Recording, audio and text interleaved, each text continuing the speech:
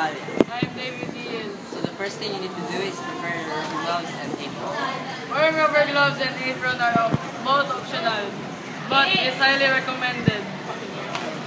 Scrape all the large pieces of food on the dishes off into the compost bin or disposal.